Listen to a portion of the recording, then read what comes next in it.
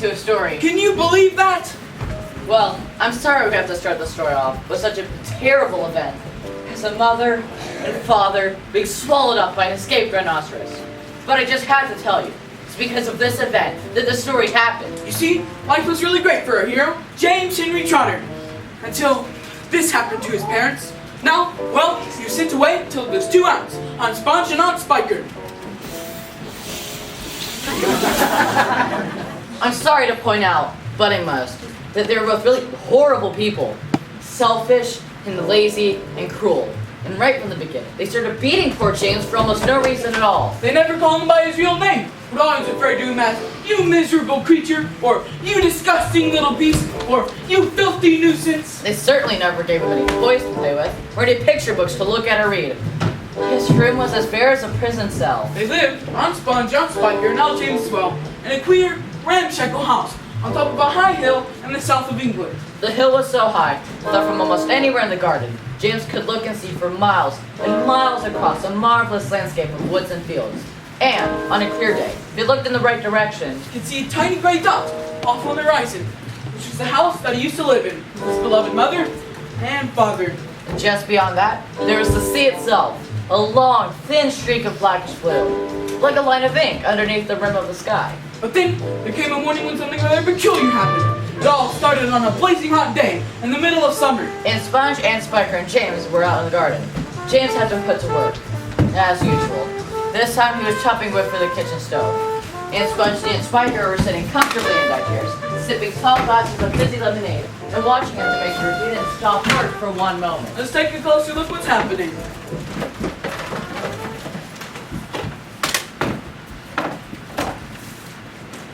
I look and smell, I do declare, as lovely as a rose.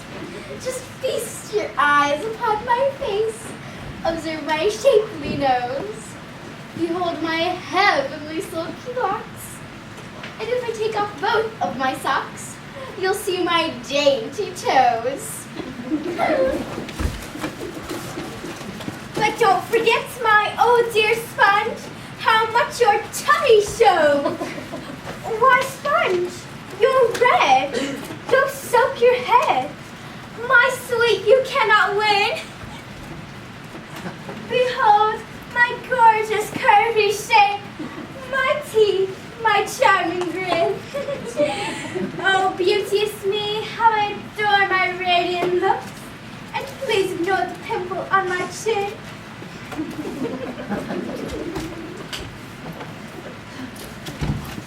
My dear old trout, to the whole world thou shalt, your only bones and skin.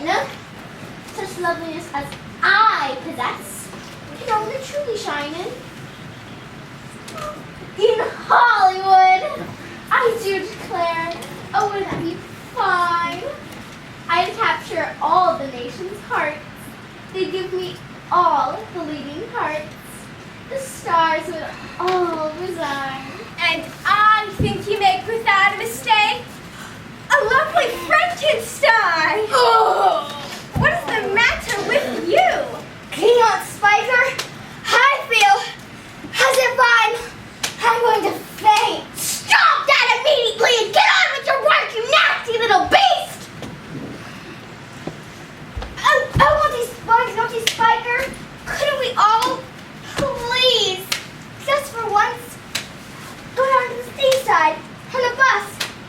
It isn't far, and I feel so hot and awful and lonely.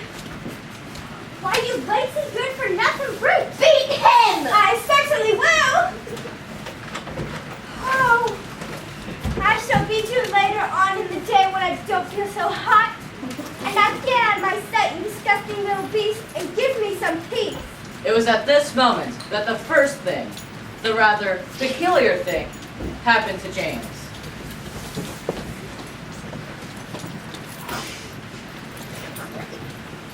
Come closer to me, little boy. Come right up close to me, and I will show you something wonderful. You see this? You know what this is, my dear. You know what's inside this little bag. Take a look, my dear. Listen to them. Listen to them move. There's more power and magic in these little green things than all the rest of the world put together. But, what are they? Where do they come from? Aha! You'd never guess that!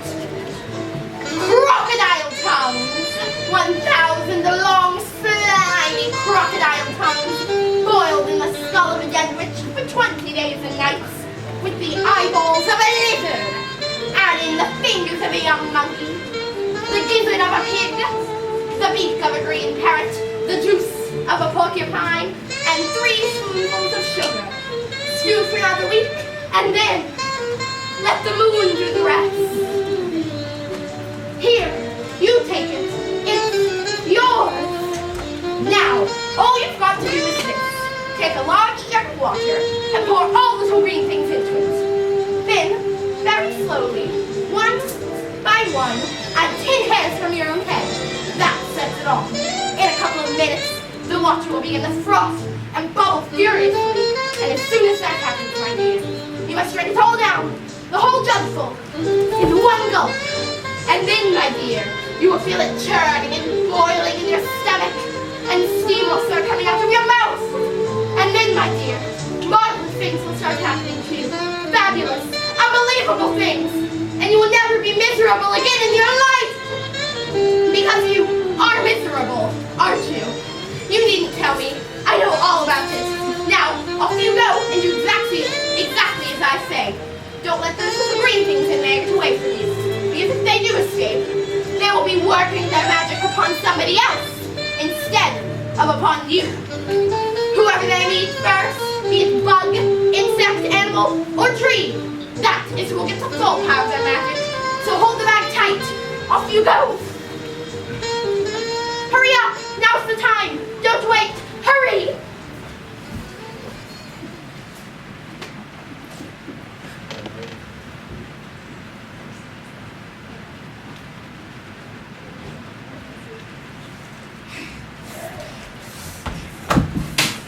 Oh no! What am I going to do? Well, I suppose I could try and pick them. Wait a minute. Why the bird against the ground? I can't seem to get them. I can't get them.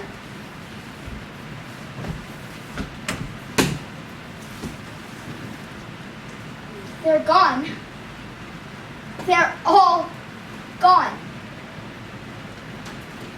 But where have they gone to?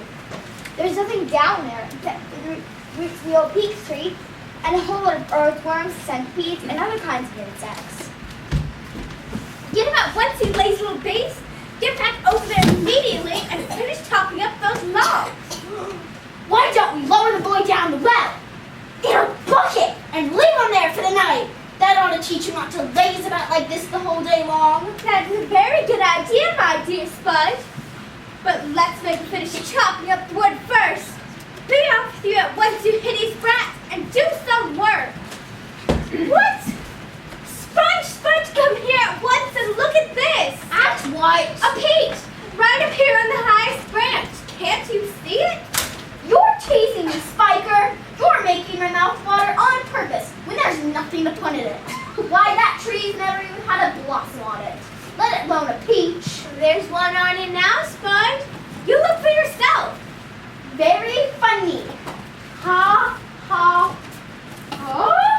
Good gracious me, there really is a peach up there. Now, it's at this moment in our story that James feels that something rather peculiar is about to happen to him. At any moment.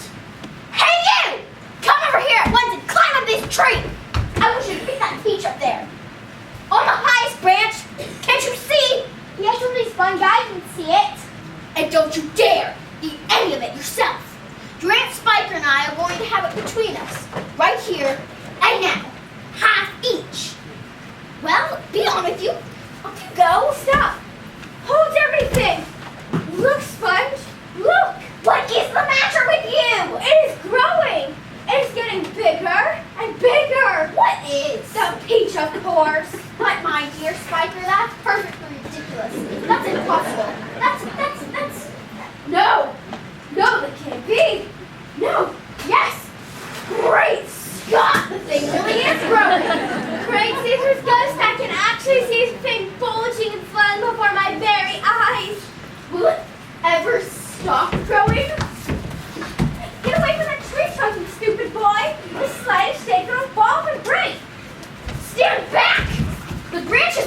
way down. I can't believe it. The bridge isn't breaking. Look at what it is. Terrifico. Magnifico. Magnifico. And what a meal. It's right. It's just perfect. Now see here, Spiker. Why don't we go get us a shovel and dig us out a great big hunk of this for you and me to eat? No, not yet. But I can't wait to eat some. My dear Sponge, there's a pile of money to be made if we only can handle it right. You wait and see. Come on. Hurry up already.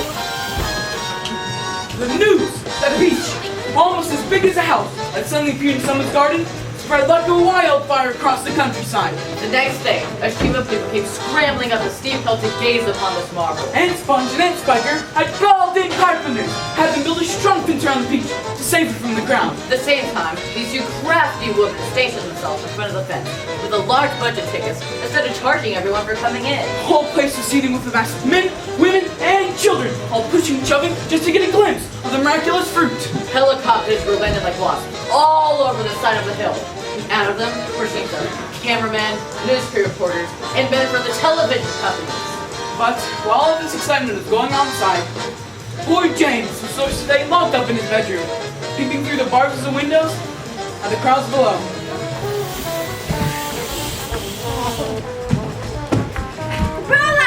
Roll up! Only 10 cents to see the giant peach! Half price for children under 2 weeks old! One at a time, please. Don't push. You're all going to get in.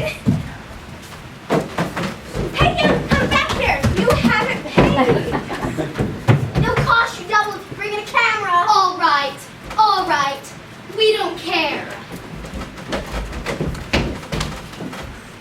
Aren't you glad you put bars on that James window? Oh, that little brute would only get in our way if we let him wander about. Can you believe that he complained that he was lonely just because he hadn't met any other children for years and years? What a nerve. Here we are, just about to become millionaires, and the only thing he can think of is himself.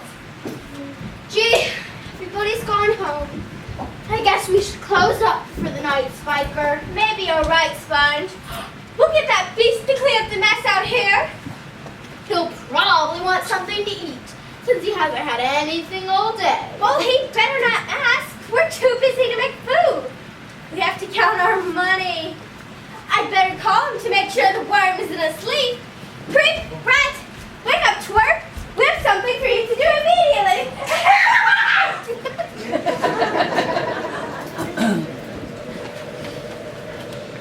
Gee, it really is dark out here tonight. I don't even hear a sound. It's strangely quiet. Boy, am I hungry. I suppose I should be more considerate of my aunts, though. Aunt Spiker says all I do is think of myself. And she's right. She is kind of spooky. Can you imagine how James is feeling right now? Have you ever been alone on a dark, quiet night? Well, here it Where is. James knows He can just feel it in his bones. that something even stranger this time is about to happen to him. Again. He's sure of it. He can feel it coming. Everything is so different. Suddenly, the whole place seems to be alive with magic.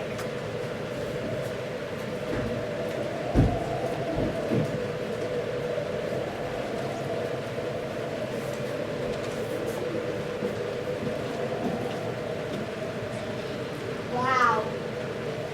It feels so soft and warm. It's a little furry, like the skin of a baby mouse.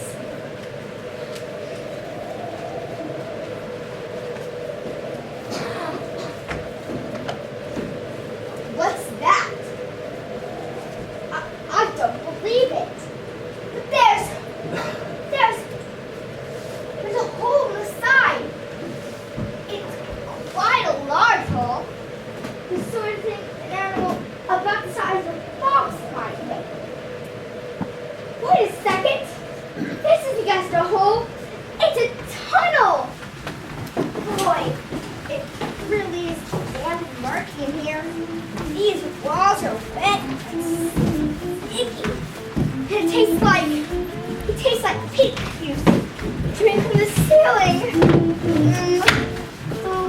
this? Now it's going uphill. Through the very center. Ouch! What's this? It seems like a solid wall. It feels like wood, except it's very ragged and full of grooves. Good grief! I know what this is. I've come to the stone in the middle of the page. And here is what appears to be a door cut to the face of the stone. Let's see now. There. Swung open. What's this light? Look who's here! We've been waiting for you. Oh no! No! I'm hungry. We're in the middle of the sea! Children! Ladies and gentlemen, I'm afraid that we find ourselves in a rather awkward situation. Awkward, we're finished. I may be blind, you know, but that much I can see quite clearly. Off my boots! I cannot swim with my boots on! I can't swim at all! Nor can I! Nor I! But you don't have to swim. We are floating beautifully. And sooner or later, a ship is bound to come along with us up. Are you sure that I can be sure? Of course I'm sure. Go and look for yourselves. Boy's quite right. We're floating beautifully. Now we must all sit down and keep perfectly calm. Everything will be all right in the end. What absolute nonsense! Nothing is ever right in the end, and you well know it. Poor earthworm. He loves to make everything into a disaster. He hates to be happy. If the peach is not going to sink, and if we are not going to drown, then every single one of us is going to starve to death instead. By golly! He's right! For once, he's right! Of course! I'm always right! We shall get thinner and thinner and thirstier and thirstier. I'm dying already. I'm slowly shriveling up for want of food. Personally, I'd rather drown. But you must be blind! How cruel! You very well know I'm blind. There's no need to rub it in. I didn't mean that. I'm sorry. Can't you see? See, how can I see if I'm blind? Can't you realize that we have enough food in here to last us for weeks and weeks? Where? Why, the pig, of course. Our whole ship is made of food. Johnny, what was that? My dear James, I don't know what we'd do without you.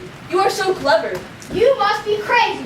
You can't eat the ship. It's the only thing keeping us up. We shall starve if we don't. We shall drown if we do. Oh dear, now we're worse off than before. You can eat all you want. It would take weeks and weeks to make any sort of dent in this enormous piece. Surely you can see that. Good heavens, he's right again. An excellent idea.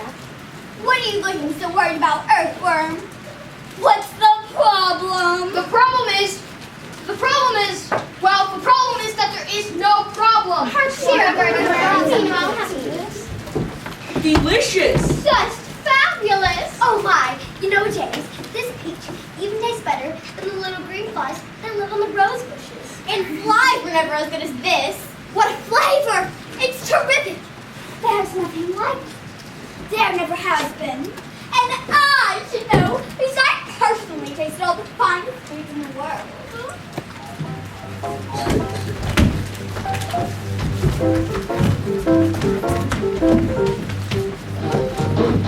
I've eaten bushmeat burgers by the greatest cooks there are, and scrambled drills, and sink buckets, and hornet student talk, and kale's snails, and lizard tails, and beetles by the jar. A beetle's into but just a splash of vinegar. What a answer! Wow. I'm mad. Bucky's butter chips, and pickled vines of porcupines, and then a gorgeous boast of dragon's flesh will come, long away, and coffee to the coast, and comes to you in barrels to order it by post. Whoa, we should give you a dancing lesson or something. Fortune on my birthday, shall I tell you what I chose? Hot noodles made with poodle on a slice of garden hose, and rather smelly jelly made from armadillo toes.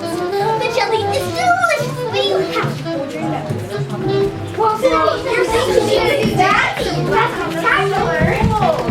Now come, I declare the burden of my speech. These foods are way beyond compare. Some are right out of reach, but there's no doubt I'd go without a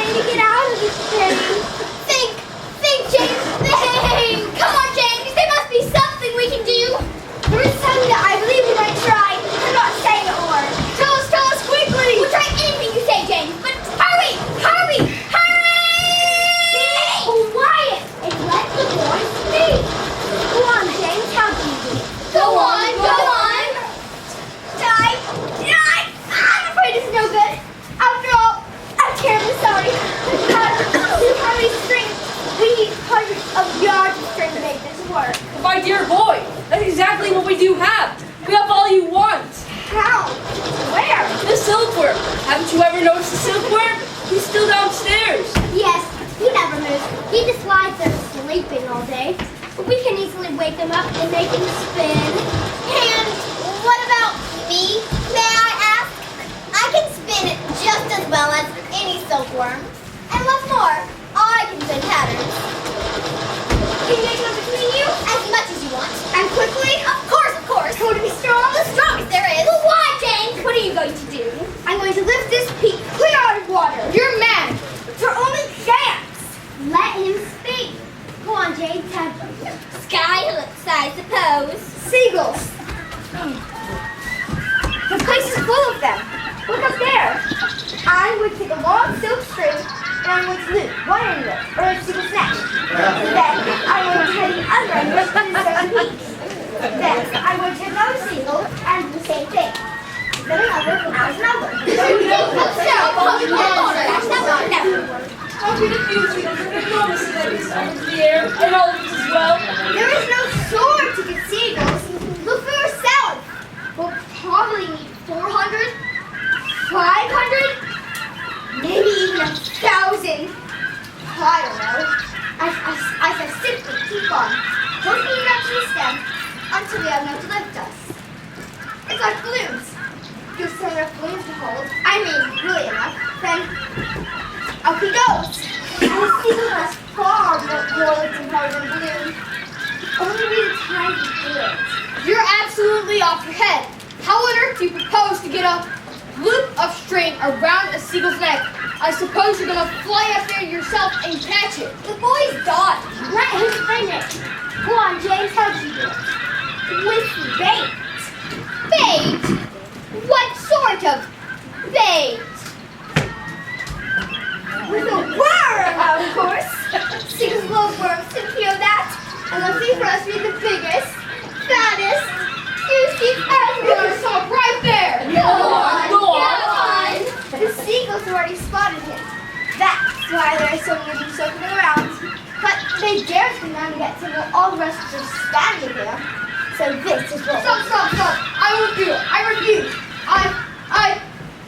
My dear earthworm, you're going to eat them anyway. Doing Jim's doesn't make a big sense with seagulls. I won't do it. Why don't we hear what the plan is first? I don't give a hoot what the plan is. I'm not going to be pecked to death by a bunch of seagulls.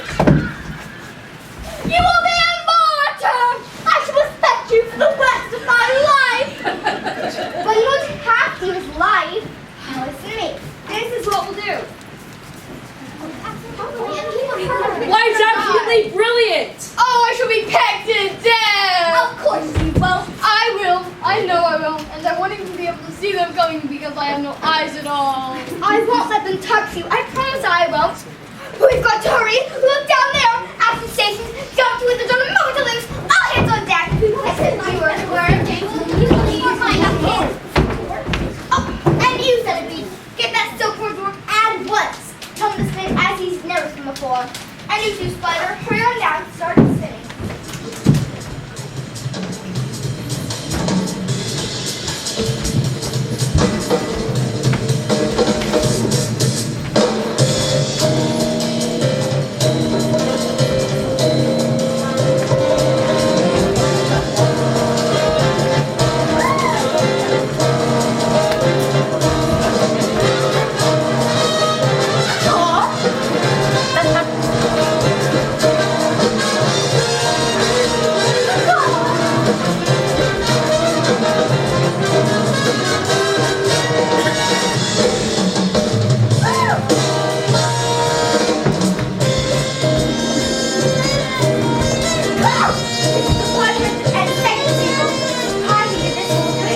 Oh, hurry up, James. Hurry, I don't like this at all.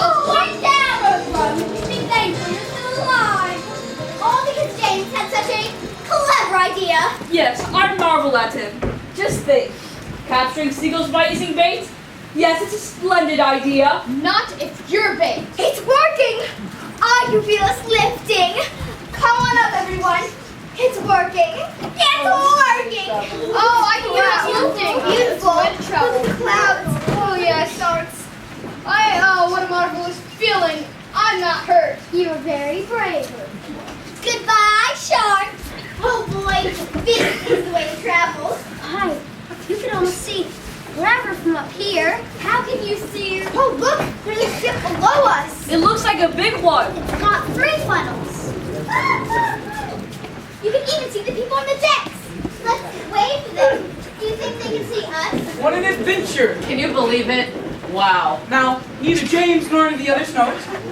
But the ship that has sank beneath them is actually the Queen Mary, on her way out of the English Channel to America. And on the bridge of the Queen Mary, the astonished captain is standing with a group of officers, all of them gaping at the great round ball hovering overhead. I don't like it. Nor do I. Do you think it's following us? I tell you, I don't like it. It could be dangerous. That's it. It's a secret weapon. Holy cat, send a message to the Queen at once. The country must be warned. And give me my telescope.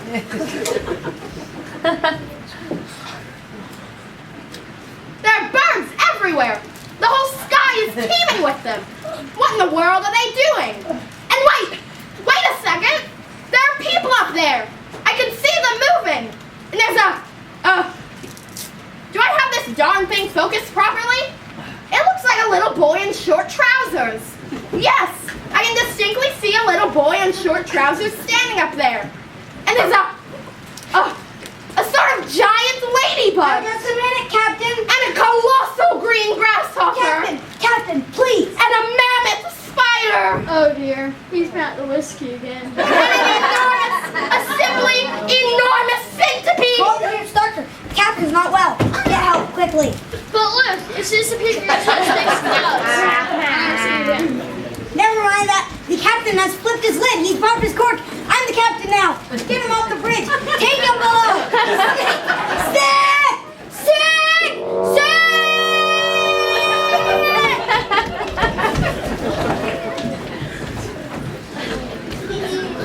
I wonder where we'll finish up this time. Who cares? We can always get back to land sooner or later. Wow, didn't see. And the people that ship really got excited when they saw us. But then, I suppose this probably did appear a little peculiar. What do you mean? Well, what I mean is. What he means is that we all look mighty strange human beings. And why wouldn't we, after all? They have their ears attached to the side of their heads. Doesn't everybody? Where, for example, do you think I keep my ears? I don't know. Right here, one on each side of my tummy. I swallow soil. And without charging a penny, I gobble up all the nasty little insects that are gobbling up all the farmer's crops. I am the farmer's best friend. I think you're wonderful. It seems that almost everyone around here is loved. How nice this is. Not me! I am a pest, and I'm proud of it. Oh, you're shocking. Dreadful pest! Yes, you are. What about you, Spider? Aren't you also much loved in the world? Oh, no. I'm not loved at all. And yet I do nothing but good. All day I catch flies and mosquitoes in my webs. I'm a decent person. I know you are. It's very unfair the way spiders are treated. Why, only last week your own horrible Aunt Sponge flushed my poor dear father down the drain in the bath. I watched the whole thing from the corner, up in the ceiling. It was ghastly. But isn't it unlucky to kill a spider? Of course it's unlucky to kill a spider. Look what happened on Sponge after she done that. Well, we all felt it, didn't we, as the Peach neighborhood? It was very satisfactory. Will you sing us a song about it? Please. No, please. Yes.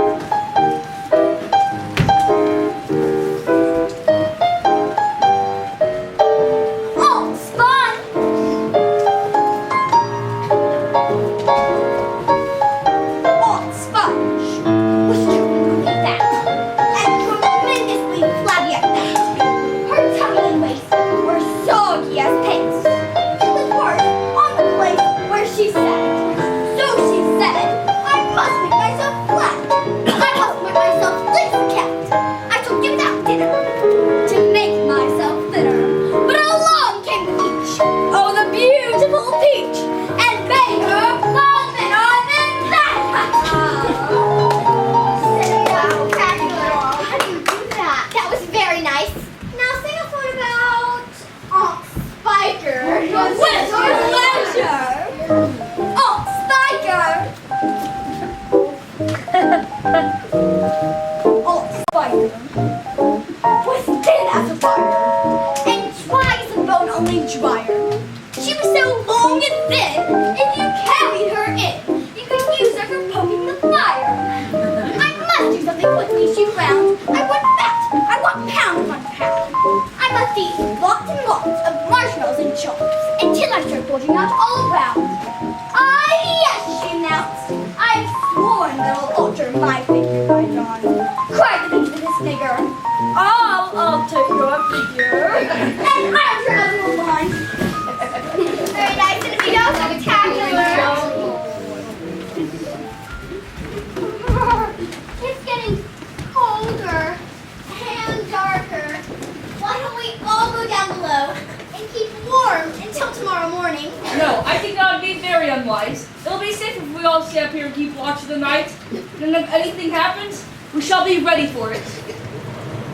Well, I see that James Henry Trotter and his companions are crouched close together to keep warm. Little do they know what still lies ahead.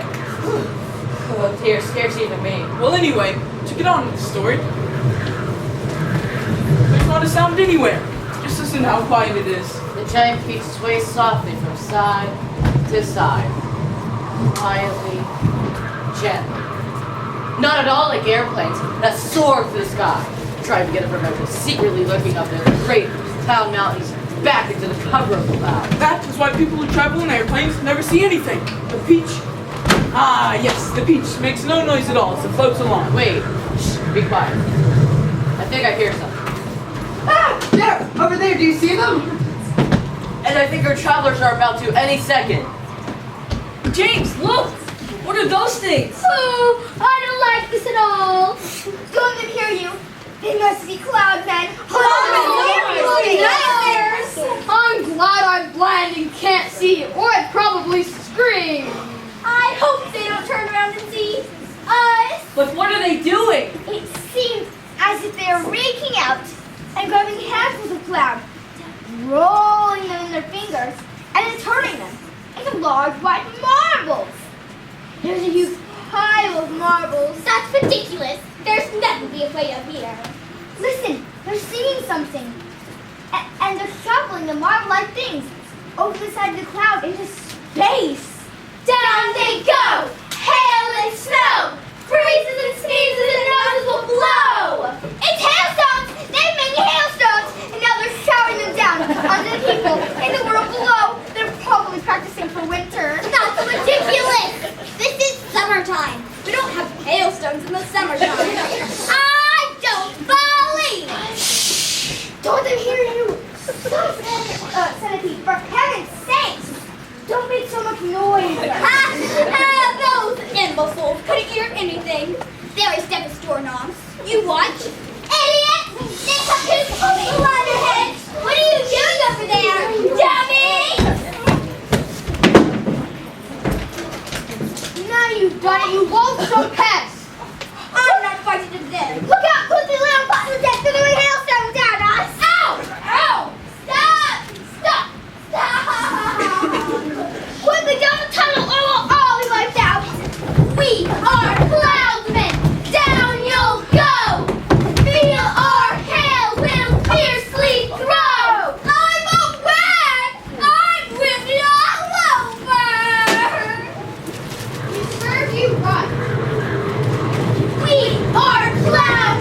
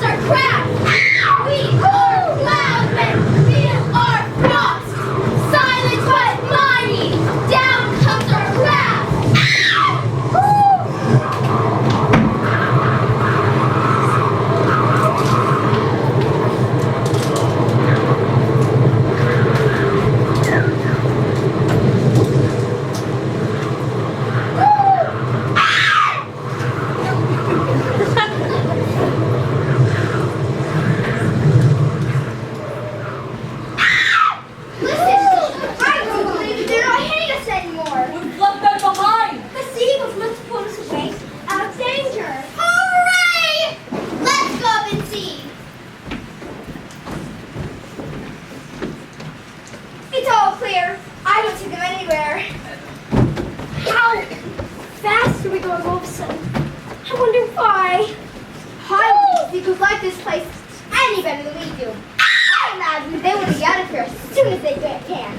They got a bad fight out of the hailstone during the experience we just had. Yes, faster and faster fly the seagulls, skidding across the sky at a tremendous pace, with the peach trailing right behind them. Cloud after cloud on either side, all ghostly white in the moonlight. Several more times throughout the night, our trappers catch glimpses of cloudmen moving about on tops of the clouds, working their sinister magic upon the world below. They even passed a snow machine in operation, with cloudmen turning the handle and a great blizzard of snow coming out of the great funnel above. They see huge drums being used for thunder. They see frost factories and wind producers. And in the hollow of a large, billowy cloud, something that can only be in Cloudman's city. Just before dawn, you hear a soft flooshing noise above their heads. When they glance up, they can see an immense, gray, bat-like creature swooping towards them out of the dark. It circles round and round the leaves, flapping its great wings slowly in the wind and staring at our travelers.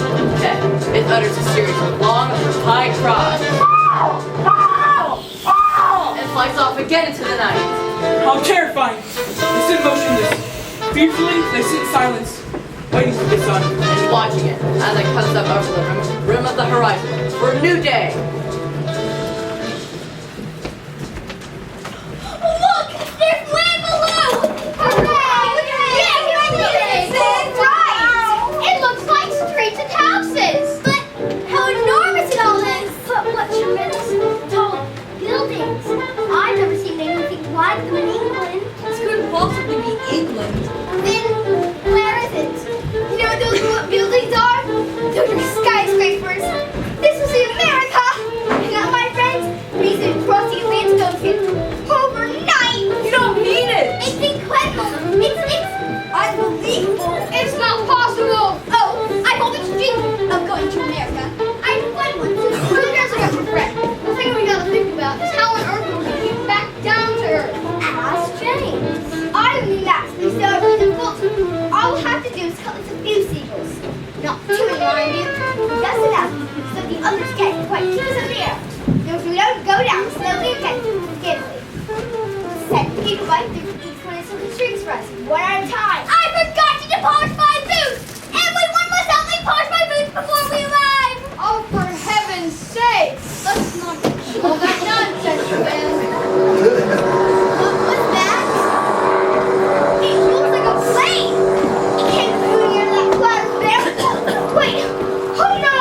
I don't believe it! It sliced right through everyone I saw the strings that went by. We're falling! Help! Save us! This is the end! James, quickly do something. You've always had the answer before. I wish I had the answer. I can't help. Shut your eyes, everybody. It won't be long now. This is the end, I know it is! Save us! Someone save us! So long, everyone! Goodbye, everybody! Goodbye, Lady Bird! Goodbye, Earthworm! I'm sorry that I always pick on you, even though you're blind as a bat! Oh, centipede, I ought to. Oh, never mind.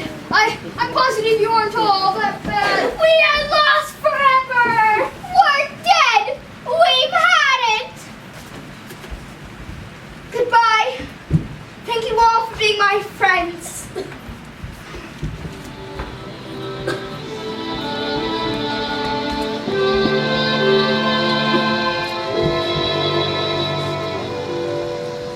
Don't know why there's no sun up in the sky. I don't believe it! We're not dead! We're not dead! How? Where are we, James? I know it's hard to believe, but I think we've landed on the needle. Of the Empire State Building! You're kidding! How do we get down? Don't worry, that'll get us down. James, why are all those people hanging out of windows, cheering for us? And all those people down the streets are waving madly. Maybe they think we're heroes. No, I think you may be right. They think we're heroes. James was right. Everyone on the beach is now looked upon as a hero, especially James. They were all brought down to 5 minutes and escorted to the steps of City Hall, where the mayor of New York made a speech of welcome. While he was doing that, 100 steeplejacks armed with ropes, pulleys, and ladders climbed up to the top of the Empire State Building, lifted the giant peach off the spike, and lowered it to the ground. The mayor decided that there just had to be a bigger tank parade for these wonderful visitors. A procession was formed, and in the leading car The enormous open limousine. sat James and all his friends. Next came the giant peach itself. And then with cranes and hooks, I quickly hoisted it to a very large truck, and there it now sat, looking as huge and proud and brave as ever. There was, of course, a bit of a hole in the bottom of the peach, where the spike of the Empire State Building had gone in. But who cared about that? Or indeed about the peach juice I was dripping out of it onto the street. Behind the peach, skidding about in all the peach juice, was the mayor's limousine, and about 20 other limousines carrying all the important people of the city. The crowds were wild with excitement. They screamed, they yelled, they cheered and clapped, even threw pieces of white paper and ticker tape at James and his friends, who were standing up in the car, waving as they went by. Then, a rather curious thing happened. A little girl in a red dress ran out from the crowd and shouted, Oh, James, James, can I please have a tiny taste of your marvelous peach? Help yourself. It wouldn't keep forever anyway. Needless to say, that was the beginning of the end for our splendid giant peach. Children came from everywhere. They jumped up on the truck and swarmed like ants all over the giant peach, eating and eating to their heart's content. More and more boys and girls came running from all directions to join the peach. Soon, there was a children a mile long chasing after them. It was really a fantastic sight. To some, it looked as though the Pied Piper Penman had suddenly descended upon New York. And to James, who had never dreamed there was many children as this in the world, it was the most marvelous thing that had ever happened. After the procession was over, the whole gigantic fruit had been completely eaten up. Only a big brown stone, like clean and shiny by 10,000 little eager tongues, was left standing in the truck. And thus, the journey ended. But the travelers lived on. Each and every one of them became rich and successful in the new country. Centipede became vice president of Cartersville at a high-class boot and shoe manufacturer. The earthworm, with its lovely pink skin, was employed by a company that made face creams to do commercials on television. Silkworm and Spider, who were taught to make nylon thread instead of silk, opened up a factory together and made ropes for tightrope walkers. The glowworm became the light and the torch of the Statue of Liberty, and this saved an enormous city from having to pay a huge electricity bill every year. Old Green Grasshopper became part of the New York Symphony Orchestra. His playing was greatly admired. The ladybug had been haunted all her life by the thought that her house was burnt down and her children were all gone. Married the chief of the fire department, and lived happily ever after. Next to the enormous peach stone, it was set up in honor of Central Park as a famous monument. But not only was it a famous monument, it was also a famous house. And inside that famous house, there lived a very famous person, James Henry Trotter himself. Any day of the week, you can walk up and knock on his door, and his door would always be open to you. You can ask him to tell again the story of his adventures on the peach. In fact, one day, James thought it'd be nice if he sat down and wrote it as a story for everybody to know. So he did, and that is what you have just seen. The end!